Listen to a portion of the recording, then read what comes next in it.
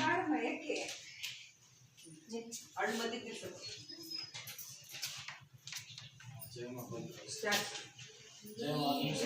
ಶಿವ ನೀಡದಿರು ಶಿವ ಬಾಗುವುದು ಎನ್ನ ಕಾಯ ಬಾಗುವುದು ಎನ್ನ ಕಾಯ ನೀಡು ಶಿವ ನೀಡದಿರು ಶಿವ ಬಾಗುವುದು ಎನ್ನ ಕಾಯ ಬಾಗುವುದು ಎನ್ನ ಕಾಯ ನಾನೇಕೆ ಅಂಜಲಿ ನೀ ನನ್ನ ಅಂಬಲಿ ನಾನೇಕೆ ಅಂಜಲಿ ನೀ ನನ್ನ ಅಂಬಲಿ ನೀಡು ಶಿವ ನೀಡದಿರು ಶಿವ ಬಾಗುವುದು ಎನ್ನ ಕಾಯ ಬಾಗುವುದು ಎನ್ನ ಕಾಯ ಶೃಂಗಾರ ಕೃತಕ ಬಂಗಾರ ಕ್ಷಣಿಕ ಶೃಂಗಾರ ಕೃತಕ ಬಂಗಾರ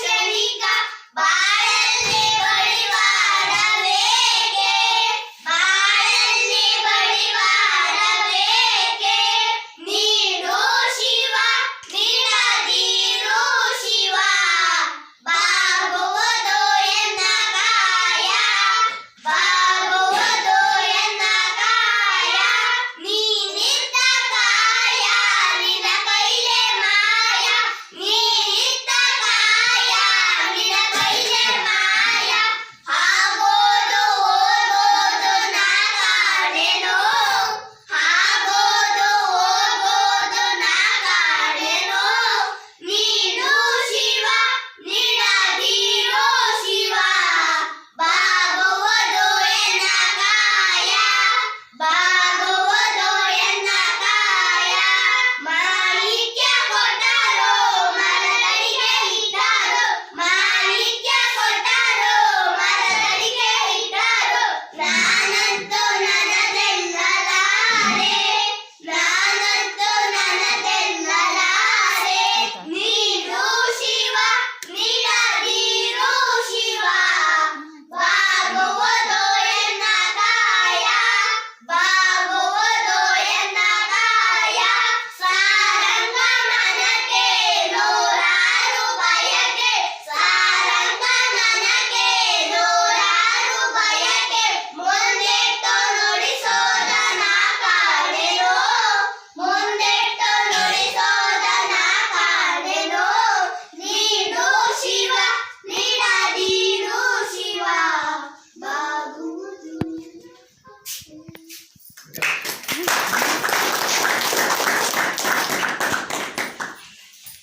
ಪ್ರಾರ್ಥನೆ ಮಾಡಿದಂತಹ ಶಾಲಾ ಮಕ್ಕಳಿಗೆ ವಂದನೆಗಳು. ಈ ದಿನ ನಾವು 24-25ನೇ ಶಾಲೆಯಲ್ಲಿ ನಮ್ಮ ಶಾಲೆಯಲ್ಲಿ ಸಾಮಾಜಿಕ ಪರಿಶೋಧನಾ ನಿರ್ದೇಶನಾಲಯ ಬೆಂಗಳೂರು ಇವರ ಕಡೆಯಿಂದ ಸಭೆಯನ್ನು ಏರ್ಪಡಿಸಲಾಗಿದೆ. ಈ ಸಭೆಗೆ ಶ್ರೀಯುತ ಡಾಕ್ಟರ್ ಕೃಷ್ಣಮೂರ್ತಿರವರು ಸಹಾಯಕ ನಿರ್ದೇಶಕರು ಪಶುಸಂಗೋಪನಾ ಇಲಾಖೆ ಇವರು ಬರಬೇಕಾಗಿತ್ತು. ಕಾರಣಾಂತರದಿಂದ ಬಂದಿಲ್ಲ. ಅವರ ಅನುಪಸ್ಥಿತಿಯಲ್ಲಿಯೇ ನಮ್ಮ ಶಾಲೆಯ ಪರವಾಗಿ ನಮ್ಮೆಲ್ಲರ ಪರವಾಗಿ ಕೂಡ ಸ್ವಾಗತವನ್ನು ಬಯಸುತ್ತೇವೆ. ನಮ್ಮ ಶಾಲೆಯ SDMC ಅಧ್ಯಕ್ಷರಾದಂತಹ ಅವರು ಈ ಸಭೆಗೆ ಹಾಜರಾಗಿದ್ದಾರೆ. ಸೋಮರವರು ಅವರು ಕೂಡ ಈ ಸಭೆಗೆ ಹಾಜರಾಗಿದ್ದು ಕಾರ್ಯಕ್ರಮವನ್ನು ಯಶಸ್ವಿಗೊಳಿಸಬೇಕೆಂದು ಕೇಳಿಕೊಂಡು ಅವ್ರಿಗೂ ಕೂಡ ಸ್ವಾಗತವನ್ನು ಕೋರುತ್ತೇನೆ. ಮತ್ತೆ ಉಜ್ಜಿನಿ ಮತ್ತೆ ನಿರ್ಸಾಲೆ 2 ಕ್ಲಸ್ಟರ್ನ ಸಂಪನ್ಮೂಲ ವ್ಯಕ್ತಿಗಳಾದಂತಹ CRP ಶ್ರೀಮತಿ ರಾಧಾ ಅವರು ಕೂಡ ಈ ಸಭೆಗೆ ಹಾಜರಿದ್ದಾರೆ. ಅವ್ರಿಗೂ ಕೂಡ ನಮ್ಮ ಶಾಲೆಯ ಪರವಾಗಿ ಎಲ್ಲರ ಪರವಾಗೂ ಕೂಡ ಸ್ವಾಗತವನ್ನು ಕೋರುತ್ತೇವೆ.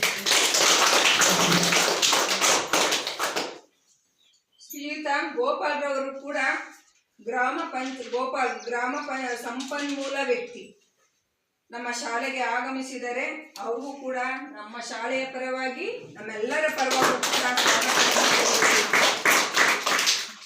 ಹಾಗೂ ಜಯಲಕ್ಷ್ಮಮ್ಮ ಅವರು ಕೂಡ ಗ್ರಾಮ ಸಂಪನ್ಮೂಲ ವ್ಯಕ್ತಿಗಳಾಗಿ ನಮ್ಮ ಶಾಲೆಗೆ ಸಭೆಗೆ ಹಾಜರಿದ್ದಾರೆ. ಅವ್ರಿಗೂ ಕೂಡ ಸ್ವಾಗತವನ್ನ ಕೋರುತ್ತೇವೆ. ಹಾಂ, ಪಂಚಾಯತಿ ಕಂಪ್ಯೂಟರ್ ಆಪ್ರೇಟ್ರು ಅವ್ರು ಗಾಯತ್ರಿ. ನಿರ್ಸಾಲೆನಾ? ಹೌದು, ನಿರ್ಸಾಲೆಯ ಅವ್ರ ಹೆಸರು ಗೊತ್ತಾ? ಗಾಯತ್ರಿ. ಗಾಯತ್ರಿ. ಅವರು ಕೂಡ ನಿರ್ಸಾಲೆ ಗ್ರಾಮ ಪಂಚಾಯಿತಿಯಲ್ಲಿ ಕೆಲಸ ಮಾಡ್ತಕ್ಕಂಥವ್ರು. ಗಾಯತ್ರಿಯರವರು ಕೂಡ ಈ ಸಭೆಗೆ ಹಾಜರಿದ್ದಾರೆ. ಅವ್ರಿಗೂ ಕೂಡ ನಮ್ಮೆಲ್ಲರ ಪರವಾಗಿ ಸ್ವಾಗತವನ್ನ ಕೋರುತ್ತೇನೆ.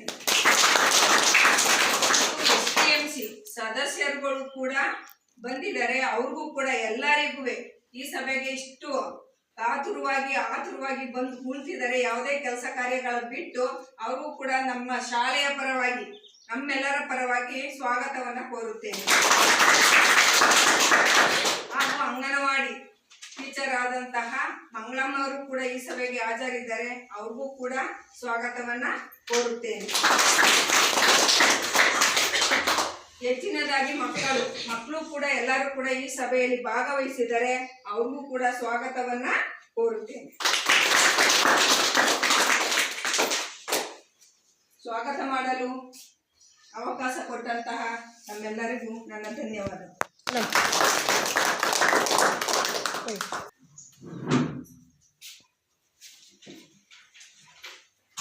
ಎಲ್ಲರಿಗೂ ನಮಸ್ಕಾರ. ಈ ದಿವಸ ಮುದ್ಲಿಂಗನದೊಡ್ಡಿ ಸರ್ಕಾರಿ ಕಿರಿಯ ಪ್ರಾಥಮಿಕ ಪಾಠಶಾಲೆಯ ಸಮಗ್ರ ಶಿಕ್ಷಣ ಯೋಜನೆಯ ಸಾಮಾಜಿಕ ಪರಿಶೋಧನಾ ಗ್ರಾಮ ಸಭೆಯ ಅಧ್ಯಕ್ಷತೆಯನ್ನು ವಹಿಸಿಕೊಂಡಿರತಕ್ಕಂಥ ಶ್ರೀಯುತ ಶ್ರೀ ಕೃಷ್ಣಮೂರ್ತಿರವರು ಸಹಾಯಕ ನಿರ್ದೇಶಕರು ಪಶುಸಂಗೋಪನಾ ಇಲಾಖೆ ಕುಣಿಗಲ್ರವರು ಆಗಮಿಸಬೇಕಾಯಿತು.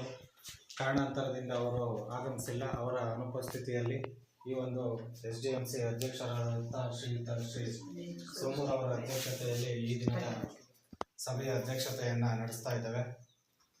ಏನು ಈ ಸಮಗ್ರ ಶಿಕ್ಷಣ ಅಂತ ಅಂದರೆ ಏನು ಈ ಅಂಗನವಾಡಿಯಿಂದ ಹಿಡಿದು 12ನೇ ತರಗತಿಯವರೆಗೆ ಏನು ಉಚಿತವಾಗಿ ಶಿಕ್ಷಣವನ್ನು ನೀಡ್ತಕ್ಕಂಥದ್ದೇ ಸಮಗ್ರ ಶಿಕ್ಷಣ ಯೋಜನೆ.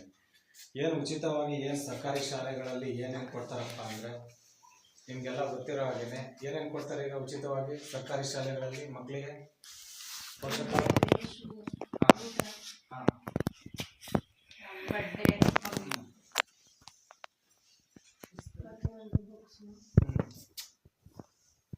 ಮತ್ತೆ ವಿದ್ಯಾರ್ಥಿಗಳ ಶಿಕ್ಷಣಕ್ಕೆ ಏನು ಅನುಕೂಲ ಬೇಕೋ ಅದೆಲ್ಲ ಸೌಲಭ್ಯವನ್ನು ಕೂಡ ಸರ್ಕಾರ ಏನು ಎಲ್ಲ ಇಡೀ ಎಂಟೈರ್ ರಾಜ್ಯದಲ್ಲಿ ಎಲ್ಲ ಓದ್ತಕ್ಕಂಥ ಎಲ್ಲ ಮಕ್ಕಳು ಕೂಡ ಪಠ್ಯಪುಸ್ತಕ, ಸಮವಸ್ತ್ರ, ಶೂ, ಮಧ್ಯಾಹ್ನದ ಬಿಸಿ ಊಟ, ವಿದ್ಯಾರ್ಥಿ ವೇತನ, ಏನು ವಿದ್ಯಾರ್ಥಿಗಳ ಕಲಿಕೆಗೆ ಬೇಕಾದಂಥ ಎಲ್ಲ ಮೂಲಭೂತ ಸೌಕರ್ಯಗಳನ್ನು ಸಹ ಇವೆಲ್ಲ ಕೊಟ್ಟಿರುವಂಥ ಮುಖ್ಯ ಉದ್ದೇಶ ಏನಪ್ಪಾ ಅಂದರೆ ಯಾರು ಕೂಡ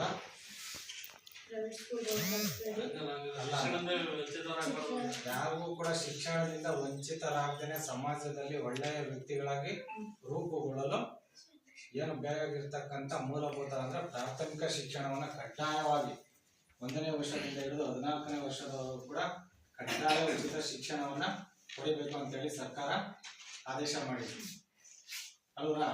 ಇವಾಗ ಮುದ್ಲಿಂಗನದೊಡ್ಡಿ ಮತ್ತೆ ಈ ಗ್ರಾಮ ಪಂಚಾಯತಿ ಯಾವ್ಯಾವ ಊರುಗಳು ಸೇರ್ತವೆ?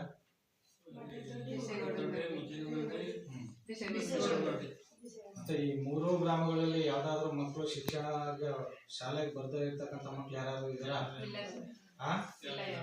ಹಾಗಾಗಿ ಪ್ರತಿಯೊಂದು ಮಕ್ಕಳು ಕೂಡ ಶಿಕ್ಷಣವನ್ನ ಕಲಿಬೇಕು ಅಂತೇಳಿ ಸರ್ಕಾರ ನಾನಾ ಯೋಜನೆಗಳನ್ನ ಹಮ್ಮಿಕೊಂಡಿದೆ. ಏನು ಈ ಸಮಗ್ರ ಶಿಕ್ಷಣ ಬರೋದಕ್ಕಿಂತ ಮುಂಚೆ ಯಾವ್ದಾವ್ದಿತ್ತು? ಸಮಗ್ರ ಶಿಕ್ಷಣ ಬರೋದಕ್ಕಿಂತ ಮುಂಚೆ ಸರ್ವ ಶಿಕ್ಷಣ ಅಭಿಯಾನ, ರಾಷ್ಟ್ರೀಯ ಮಾಧ್ಯಮಿಕ ಶಿಕ್ಷಣ, ಶಿಕ್ಷಕರ ತರಬೇತಿ, ಮತ್ತೆ ಶಾಲೆಗಾಗಿ ನಾವು ನೀವು ಕಾರ್ಯಕ್ರಮ, ಈ ಎಲ್ಲಾ ಯೋಜನೆಗಳನ್ನ ಒಗ್ಗೂಡಿಸಿ 2018ನೇ ಸಾಲಿನಲ್ಲಿ ಸಮಗ್ರ ಶಿಕ್ಷಣ ಯೋಜನೆಯನ್ನು ಸಂಪೂರ್ಣವಾಗಿ ಈ ಒಂದು ಕರ್ನಾಟಕದಲ್ಲಿ ಜಾರಿಗೆ ಬರ್ತದೆ. ಏನು ಈ ಸಮಗ್ರ ಶಿಕ್ಷಣ ಯೋಜನೆಯ ಮೂಲಕ ಏನು ಈ ನಮ್ಮ ಶಾಲಾ ಶಿಕ್ಷಣ ಮತ್ತು ಸಾಕ್ಷರತಾ ಇಲಾಖೆ ಮತ್ತೆ ನಮ್ಮ ಸಾಮಾಜಿಕ ಪರಿಶೋಧನಾ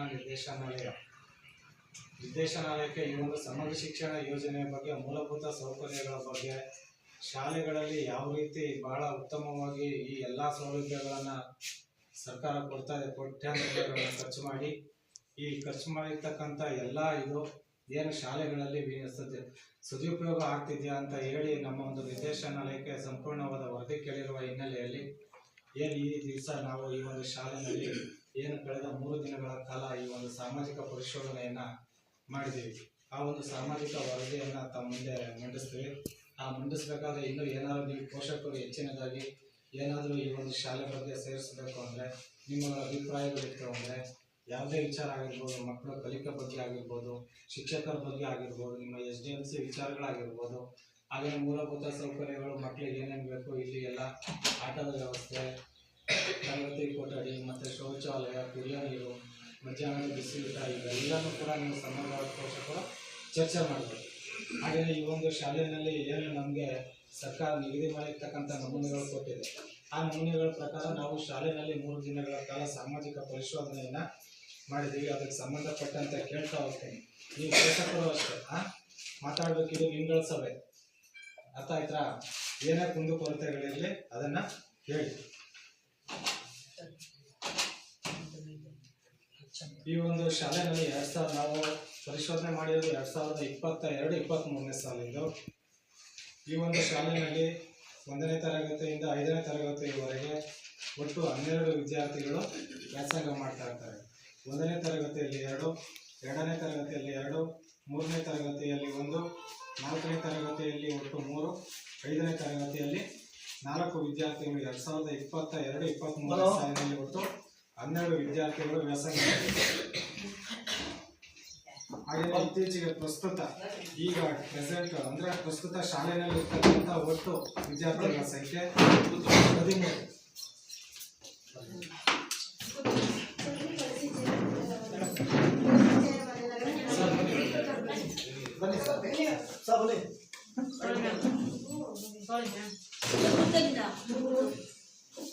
ಪ್ರಸ್ತುತ ಈ ಶಾಲೆಯಲ್ಲಿ ಒಟ್ಟು 13 ವಿದ್ಯಾರ್ಥಿಗಳು ವ್ಯಾಸಂಗ ಮಾಡ್ತಾ ಇದ್ದಾರೆ. ಹಾಗೆಯೇ ಈ ಒಂದು ಸಮಗ್ರ ಶಿಕ್ಷಣ ಯೋಜನೆಯಲ್ಲಿ ಒಟ್ಟು ಬಿಡುಗಡೆಯಾದಂಥ ಅನುದಾನ ವಿವರ.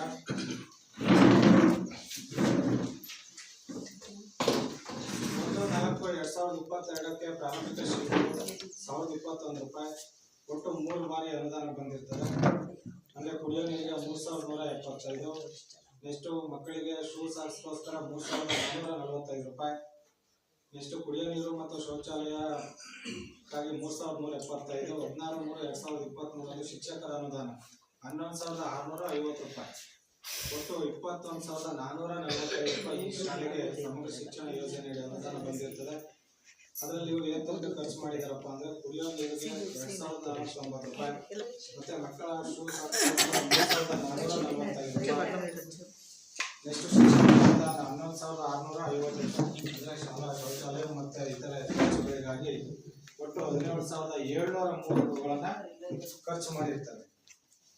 ಏನು ಇನ್ನು 31/3/2023ಕ್ಕೆ 4854 ಅಂತಿಮವಾಗಿ ಪಾಸ್ಬುಕ್ನಲ್ಲಿ ಉಳಿದಿದೆ. ಇಷ್ಟು ಶಾಲೆಯ ಹಾಜರಾತಿ ಮತ್ತು ಅನುದಾನದ ಬಗ್ಗೆ. ಹಾಗೆಯೇ ಈ ಒಂದು ಶಾಲೆಯಲ್ಲಿ ಸಹಶಿಕ್ಷಣ ಜಾರಿಯಾಗಿತ್ತು. ಅಂದರೆ ಸಹಶಿಕ್ಷಣ ಅಂದರೆ ಹೆಣ್ಣು ಮಕ್ಕಳು ಮತ್ತು ಗಂಡು ಮಕ್ಕಳು ಇಬ್ಬರು ಸೇರಿ ಸಹ ಈ ಒಂದು ಶಾಲೆಯಲ್ಲಿ ಸಹಶಿಕ್ಷಣ ನಡೀತಾ ಇರ್ತದೆ. ಈ ಶಾಲೆಯ ನಿರ್ವಹಣೆ ಬಂದು ಶಿಕ್ಷಣ ಇಲಾಖೆ ನಿರ್ವಹಣೆ ಮಾಡ್ತಾ ಇರ್ತದೆ. ಹಾಗೆ ಈ ಒಂದು ಶಾಲೆ ಗ್ರಾಮೀಣ ಪ್ರದೇಶದಲ್ಲಿ ಇರುತ್ತೆ. ಈ ಶಾಲೆ ಪ್ರಾರಂಭವಾದ ವರ್ಷ ಯಾವಾಗ ಈ ಶಾಲೆ ಪ್ರಾರಂಭ ಆಗಿದ್ದು?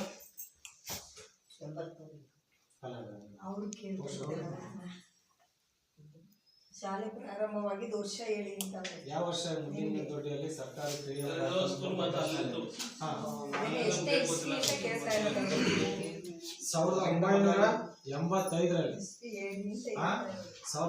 1985-86ನೇ ಇಸ್ವಿನಲ್ಲಿ ಅದಕ್ಕೆ ಸಂಬಂಧಪಟ್ಟಂತೆ ಶಾಲೆನಲ್ಲಿ ಕೂಡ ದಾಖಲಾತಿ ಇಟ್ಟಿದ್ದಾರೆ. ನಾನು ನೋಡಿದ್ದೀನಿ ಸಾಮಾಜಿಕ ಪರಿಶೋಧನೆ. ಅಂದರೆ 1985 ಅಂದರೆ ಪ್ರಾರಂಭ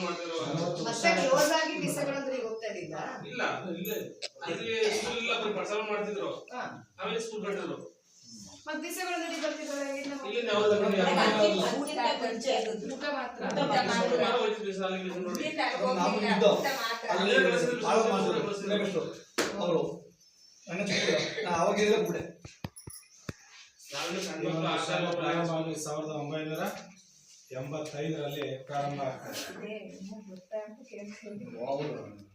ಹಾಗೆಯೇ ಈ ಒಂದು ಶಾಲೆಯಲ್ಲಿ ಇನ್ನು ನಿಯಮಾನುಸಾರ ಏನು ಪೋಷಕರಿಗೆ ಆಗಿರ್ಬೋದು, ನೆಕ್ಸ್ಟ್ ವಿದ್ಯಾರ್ಥಿಗಳಾಗಿರ್ಬೋದು, ಕೆಲವೊಂದು ಸಮುದಾಯದವರಿಗೆ ಆಗಿರ್ಬೋದು, ಕೆಲವೊಂದು ಪ್ರಶ್ನೆಗಳನ್ನು ಕೂಡ ಇರ್ತದೆ. ಅದನ್ನೆಲ್ಲ ನಾವು 3 ದಿನಗಳ ಕಾಲ ಮಕ್ಕಳಿಂದ, ಪೋಷಕರಿಂದ, ಸಾರ್ವಜನಿಕರಿಂದ ಎಲ್ಲ ನಮೂನೆಗಳನ್ನು ಸಂಗ್ರಹ ಮಾಡಿದ್ದೇವೆ. ಹಾಗೆಯೇ ಈ ಒಂದು ಶಾಲೆ ಕ್ರಿಯಾ ಪ್ರಾಥಮಿಕ ಪಾಠಶಾಲೆ ಆಗಿರುವುದರಿಂದ ಏನು 1ನೇ ತರಗತಿಯಿಂದ 5ನೇ ತರಗತಿಯವರೆಗೆ ವ್ಯಾಸಂಗ ಮಾಡಿರ್ತಕ್ಕಂಥ ವಿದ್ಯಾರ್ಥಿಗಳಿಗೆ ಏನು ಸರ್ಕಾರದ ನಿಯಮಾನುಸಾರ ಏನು ಸಾರಿಗೆ ವ್ಯವಸ್ಥೆಯನ್ನು ಭತ್ಯೆಯನ್ನು ಕೊಡಬೇಕು ಅಂತೇಳಿ ಸರ್ಕಾರದ ನಿಯಮ ಇದೆ.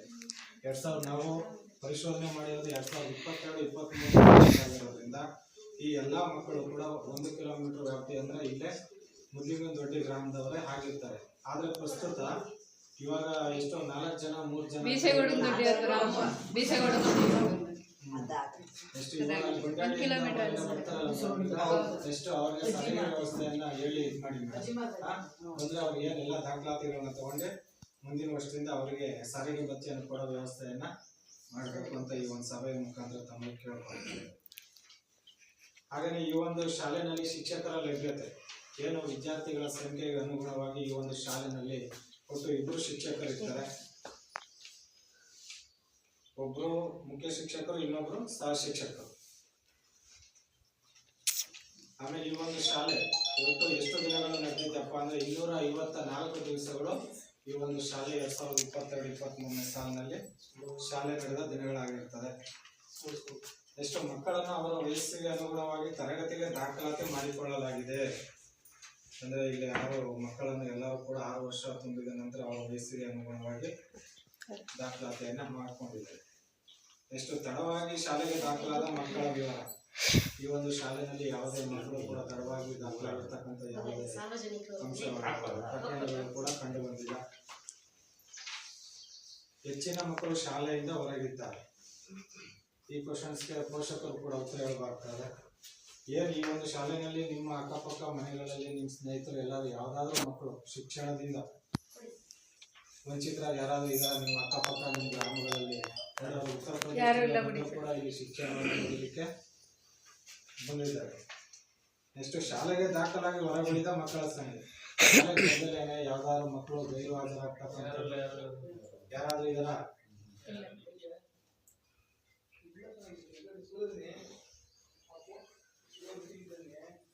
ನೆಕ್ಸ್ಟ್ ಪೋಷಕರಿಗೆ ಪ್ರಶ್ನೆ, ಮನೆಯಲ್ಲಿ ಮಗು ಮಾತನಾಡುವುದು ಒಬ್ಬಳೇ ಇರುವುದು ಈ ಬಗ್ಗೆ ಏನಾದ್ರೂ ನಿಮ್ಮ ಮಗು ಮನೆಯಲ್ಲಿ ಮಾತನಾಡದೆ ಇರೋದು ಮಕ್ಕಳು ಯಾರ ಜೊತೆ ಮಾತಾಡದೆ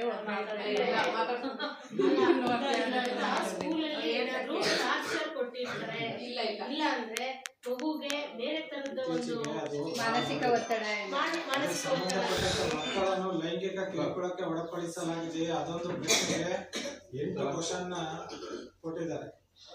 ತರಗತಿಯಲ್ಲಿ ಉದ್ದೇಶಪೂರ್ವಕವಾಗಿ ಒಬ್ಬರನ್ನೇ ಹೊಡೆಯುವಂತೆ ಮಾಡುವುದು, ಸ್ಟಾಫ್ ರೂಮ್ಗೆ ಒಬ್ಬರನ್ನೇ ಬರಲು ತಿಳಿಸುವುದು, ಪದೇ ಪದೇ ನಿಂದಿಸುವುದು ಅಥವಾ ಹೊಗಳುವುದು, ಇತರೆ ವಿದ್ಯಾರ್ಥಿಗಳಿಂದ ಬೇರ್ಪಡಿಸುವುದು, ತರಗತಿಯಲ್ಲಿ ಬೇಡವಾದ ಅವಶ್ಯಕತೆ ಇಲ್ಲದ ಬೇರೆ ವಿಷಯಗಳನ್ನು ಮಾತನಾಡುವುದು, ಅನಾವಶ್ಯಕವಾಗಿ ಮಾತನಾಡುವುದು, ವಿನಾಕಾರಣ ಸ್ಪರ್ಶಿಸುವುದು.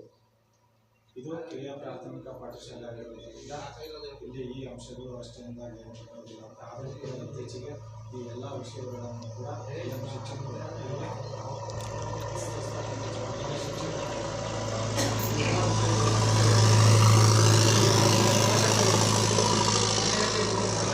ಒಬ್ಬಳೇ ಇರುವುದು. ಈ ಮಗು ಮನೆಗೆ ಶಾಲೆ ಮುಗಿಸ್ಕೊಂಡು ಬಂದ ತಕ್ಷಣ ಮನೆಯಲ್ಲಿ ಅಬ್ಸರ್ವ್ ಮಾಡಿದ್ರೆ ನೀವು ಶಾಲೆಗೆ ಹೋಗಲು ನಿರಾಕರಿಸುವುದು, ಶಾಲೆಗೆ ಹೋಗಲ್ಲ ಅಂತಕ್ಕಂಥ ಮಕ್ಕಳು ನಿಮ್ಮ ಹತ್ರ ಶಾಲಾ ಶಿಕ್ಷಕರು ಸಿಬ್ಬಂದಿ ಬಗ್ಗೆ ವಿರೋಧ ಅಭಿಪ್ರಾಯ ವ್ಯಕ್ತಪಡಿಸುವುದು. ಶಿಕ್ಷಕರು ನಮ್ಗೆ ಇವತ್ತು ಹೊಡ್ಬಿಟ್ರನ್ನ ಸ್ಕೂಲಲ್ಲಿ ನಾನು ನಾಳೆಯಿಂದ ಶಾಲೆಗೆ ಹೋಗಲ್ಲ ಅಂತ ಮಗು ಹಠ ಮಾಡೋದು, ಶಾಲೆಗೆ ಹೋಗಲು ಹೆದರುವುದು, ಮಗುವು ಯಾವುದೇ ಕೆಲಸದಲ್ಲಿ ಆಸಕ್ತಿ ತೋರದಿರುವುದು, ಮಗುವು ಶಾಲೆಯಿಂದ ಶಾಲಾ ಅವಧಿ ಮುಗಿದ ನಂತರ ತಡವಾಗಿ ಮನೆಗೆ ಬರುತ್ತಿರುವುದು.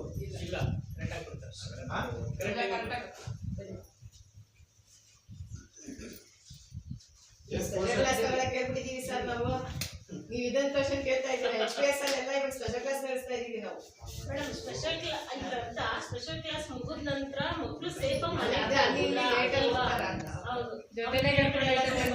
ಆಮೇಲೆ ಮಕ್ಕಳು ಒಬ್ಬೊಬ್ರೆ ಮಾತಾಡ್ದಂಗೆ ಮುಗಿತರ ಇರೋದೇ ಎಲ್ಲ ಪ್ರಶ್ನೆ ಹೆಣ್ಣು ಮಕ್ಕಳ ಎಲ್ಲ 30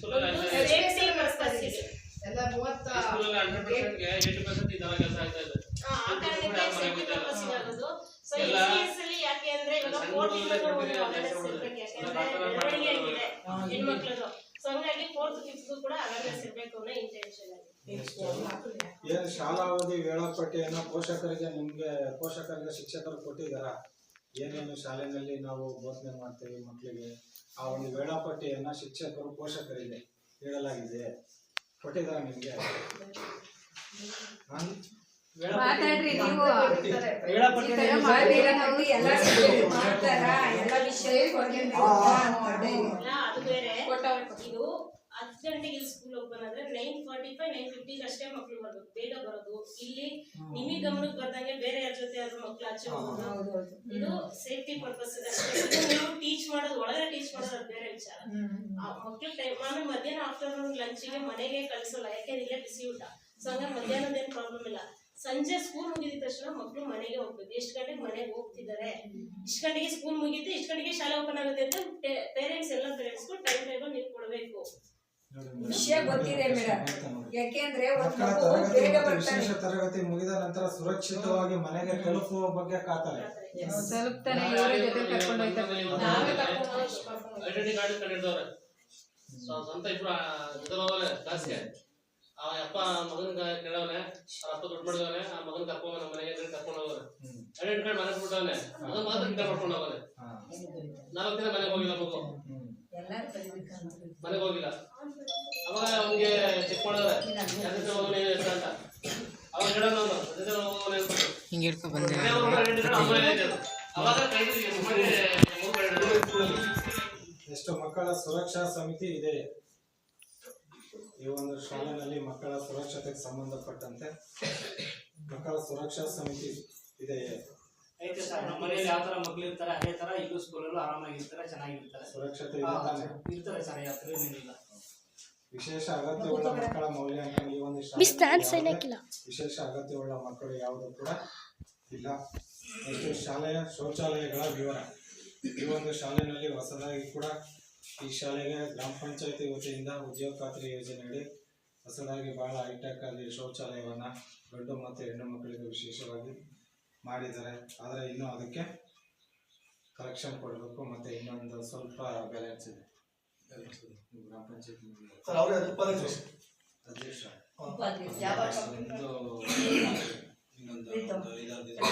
ಅದೊಂದಾದರೆ ಕ್ಲಿಯರ್ ಆಗ್ತದೆ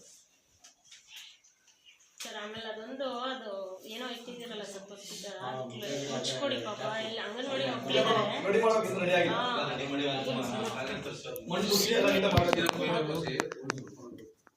ನೆಕ್ಸ್ಟ್ ಈ ಒಂದು ಶಾಲೆಯಲ್ಲಿ ಕುಡಿಯುವ ಗುಣಮಟ್ಟದ ಮಾಹಿತಿ ಕುರಿತು ಏನು ಗ್ರಾಮ ಪಂಚಾಯತಿಯವರು ನೀಡಿರ್ತಕ್ಕಂಥ ಏನು ನದಿ ನೀರನ್ನೇ ಕೂಡ ಅದನ್ನ ಪರೀಕ್ಷಿಸಿ ವಿದ್ಯಾರ್ಥಿಗಳಿಗೆ ನೀಡ್ತಾ ಇದ್ದಾರೆ. ಆದರೂ ಕೂಡ ಮಕ್ಕಳಿಗೆ ಒಂದು ವಾಟರ್ ಫಿಲ್ಟರ್ ಕೂಡ ಒಳ್ಳೆಯದು. ಅಧ್ಯಕ್ಷ ಇದೊಂದು ಯಾವ್ದಾರ ಅನುದಾನದಲ್ಲಿ ಮಾಡ್ತೀವಿ ಮಕ್ಕಳಿಗೆ ಕುಡಿಯೋ ನೀರು ಶುದ್ಧ ಕುಡಿಯೋ ನೀರಿಗೆ ಮಕ್ಕಳಿಗೆ ಅಂತ. ಹಾಗೆ ಈ ಒಂದು ಶಾಲೆಯಲ್ಲಿ ವಿದ್ಯುತ್ ವ್ಯವಸ್ಥೆ ಕೂಡ ಇದೆ. ನೆಕ್ಸ್ಟ್ ಡಿಜಿಟಲ್ ಮೂಲ ಸೌಕರ್ಯಗಳ ವಿವರ. ಇದು ಕಿರಿಯ ಪ್ರಾಥಮಿಕ ಪಾಠಶಾಲೆ ಆಗಿರತಕ್ಕಂಥ ಡಿಜಿಟಲ್ ಯಾವ ಪಾಪ ದಾನಿಗಳು ಇದೊಂದು ಬೋರ್ಡ್ ವ್ಯವಸ್ಥೆ ಮಾಡಿದ್ದಾರೆ ಅಲ್ಲ ಮೇಡಮ್? ಇದು ಫೌಂಡೇಶನ್ ವತಿಯಿಂದ ಇದೊಂದಿದೆ. ಇನ್ನು ಹೆಚ್ಚಿನದಾಗಿ ಯಾವ್ದಾದ್ರು ದಾನಿಗಳನ್ನು ಹಿಡಿದು ಕೂಡ ಮಕ್ಕಳಿಗೆ ಏನಾದರೂ ನಾವಿನ್ಯ ಬೋಧನಾ ಚಟುವಟಿಕೆಗೆ ಸಂಬಂಧಪಟ್ಟಂತೆ ಕಂಪ್ಯೂಟರು, ಲ್ಯಾಪ್ಟಾಪು, ಹಾಂ ಮೇಡಮ್ ಅದನ್ನ ಎಷ್ಟು ತರಗತಿ ಕೊಟ್ಟರೆ ಅದನ್ನ ರಿಪೋರ್ಟಲ್ಲಿ ಸೇರಿಸ್ಕೊಡ್ತೀವಿ ಮೇಡಮ್.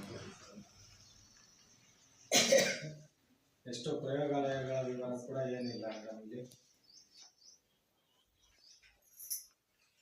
ನೆಕ್ಸ್ಟ್ ಪೋಷಕರ ಸಭೆಯ ವಿವರ.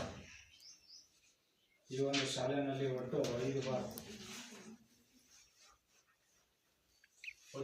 ಬಾರಿ ಕಳೆದ 22-23ನೇ ಸಾಲಿನಲ್ಲಿ ಒಟ್ಟು 8 ಬಾರಿ ಈ ಒಂದು SDMC ಮತ್ತು ಪೋಷಕರ ಸಭೆಯನ್ನು ಮಾಡಿದ್ದಾರೆ. ಆ ಒಂದು ಪೋಷಕರ ಸಭೆಯಲ್ಲಿ ಕೂಡ ತಪ್ಪದೆ ಎಲ್ಲ ವಿದ್ಯಾರ್ಥಿಗಳ ಪೋಷಕರು ಕೂಡ ಭಾಗವಹಿಸಿ ಏನು ಈ ಒಂದು ಶಿಕ್ಷಣದ ಬಗ್ಗೆ, ನಿಮ್ಮ ಮಗುವಿನ ಬಗ್ಗೆ ಯಾವ ರೀತಿ ಕಲಿಕಾ ಮಟ್ಟ ಯಾವ ರೀತಿ ಅಂತೇಳಿ ನೀವೆಲ್ಲರೂ ಕೂಡ ಪೋಷಕರು, ನಿಮ್ಮ ಶಾಲೆ ನಿಮ್ಮ ಮಕ್ಕಳು, ಅದಕ್ಕೋಸ್ಕರ ನೀವು ಪ್ರತಿಯೊಂದನ್ನು ಕೂಡ ಆ ಒಂದು ಪೋಷಕರ ಸಭೆಯಲ್ಲಿ ತಪ್ಪದೆ ಕೂಡ ನೀವು ಪೋಷಕರನ್ನು ಭಾಗವಹಿಸಿ ನಿಮ್ಮ ಮಕ್ಕಳ ಕಲಿಕಾ ಪ್ರಗತಿಯ ಬಗ್ಗೆ ಒಂದು ಗಮನ ಹರಿಸಬೇಕು ಅಂತೇಳಿ ಆ ಒಂದು SDMCಯನ್ನು ಮಾಡ್ಕೊಂಡಿರ್ತಾರೆ.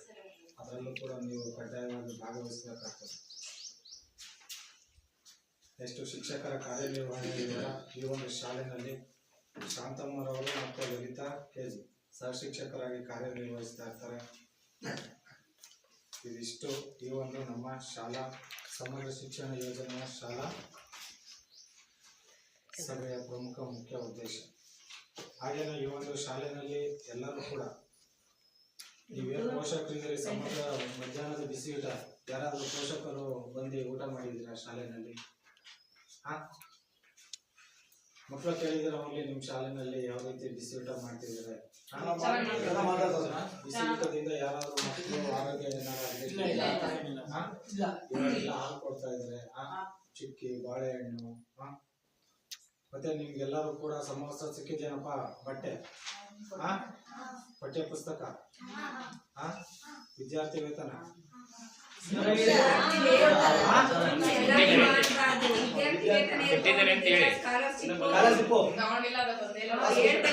ಏನ್ ಮಾಡ್ತಿದೀಯಾ?